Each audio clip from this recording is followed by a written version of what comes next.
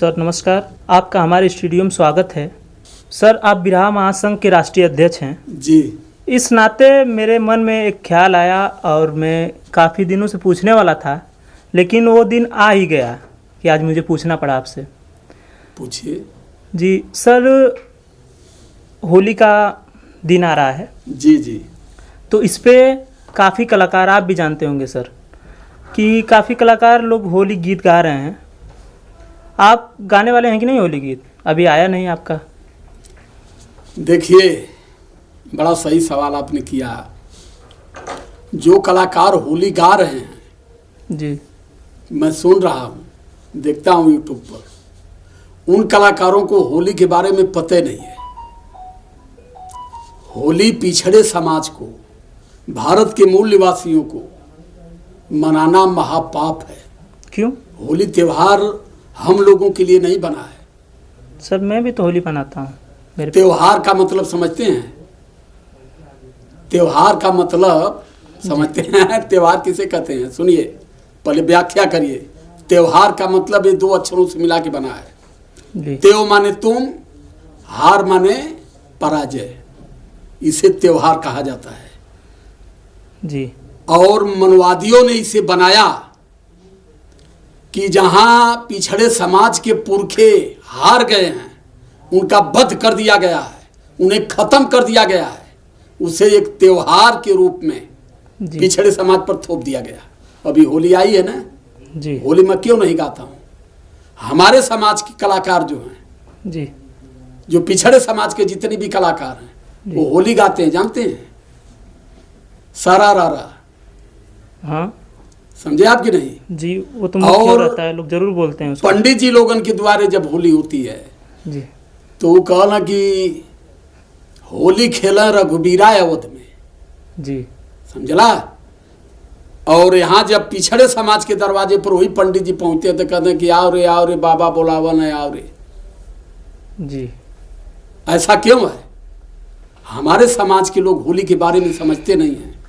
होली जो होलिका है, होलिका दहन जो हो करते हैं रात को जी, पिछड़ा समाज अपनी बहन को जलाता है और अपनी बहन को जला करके दूसरे दिन जी वो होली का त्योहार जो मनाते हैं, हुरहंडी मनाते हैं, उसमें मुंह पर कालिक चूना पोतते हैं जी। ऐसा क्यों होता है? इसकी कहानी थोड़ी लंबी है। ये कहानी पूरा अगर बताऊंगा जी तो बहुत गलत हो जाएगा और काफी समय लगेगी। अभी इस पर एक गीत मैं गाया हूँ, अभी गीत छुट्टी नहीं हो, गीत आ जाएगी। अच्छा, कि होली पिछड़े समाज को क्यों नहीं मनाना चाहिए और होली पिछड़े समाज के कलाकारों को क्यों नहीं गाना चाहिए। पिछड़ा समाज होली को जो ढो रहा है वो अपनी संस्कृति और अपने संस्कार पर लात मार रहा है और वो कलाकार को इस संस्कृति, इस संस्कार के बारे में पता नहीं है। पहले क्यों कि पिछड़ा समाज ज़्यादा से ज़्यादा रामायण महाभारत पढ़ता है, अपना इतिहास कभी नहीं पढ़ा है। जब अपना इतिहास पढ़ेगा तो उसे पता चलेगा राजा हिरण्यकश्यप की बहन थी होलिका जी, उनका बेटा था प्रहलाद। ये सब मनगढ़ंत कहानी गढ़े कि हिरण्यकश्यप राक्षस थे, लेकिन इसी लखनऊ के बगल में हरदोई जिला है। हरदोई का नाम पड़ा क्यों? हरिद्रोही। राजा हिरण्यकश्यप हरि को नहीं मानते। हरि माने ब्राह्मण, द्रोही माने विद्रोह करने वाला।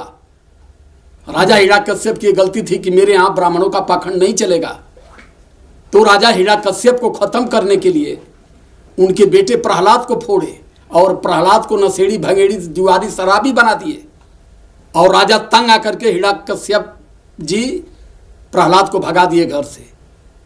तो जब घर से भगा दिए तो उसी दिन, जिस दिन होलिका दहन होता है, उसी दिन शादी थी होलिका की। तो कही कि ये कही भतीजा मेरा है, भैया ने घर से भगा दिया, तो चलूँ कम से कम उससे खाना खिला लूँ। तो घर से चोरी चोरी खाना खिलाने के लिए जंगल में गई है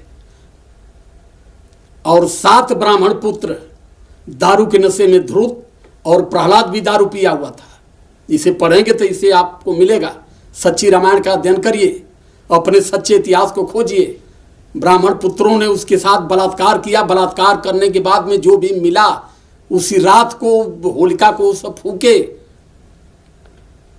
और जब सुबह में राजा पता लगाए कि आखिर गई कहाँ, तो प्रहलाद की माँ ने बताई कि रात में वो गई थी प्रहलाद को खाना खिलाने, तब से वापस नहीं आई। और जब राजा ने पता लगाया इसका तो सब पकड़े गए। तो राजा ने उनके मुंह पर करिखा चुन्ना गोबर माटी फेंक करके तलवार से उनके माथे पर लिखा अबीर, ये वीर नहीं हो सकते, ये कायर हैं। और उसको ला करके यहाँ ब्राह्मणों ने एक कहानी गढ़ करके पिछड़े समाज पर थोप दिया। और पिछड़ा समाज हमारा आज उसको ढोरा, उसे बाहर नहीं निकल पा रहा है जी। इसलिए होली मैं नहीं गाया हूँ जी सर। सर ये आप बोल रहे हैं, मगर सर पूरे भारत में होली मनाया जाता है सर, और काफ़ी पढ़े लिखे लोग भी हैं, वो लोग क्यों मनाते हैं? यार पढ़े लिखे थे और गोबर हैं, क्यों पढ़े लिखों की बात कर रहे हैं?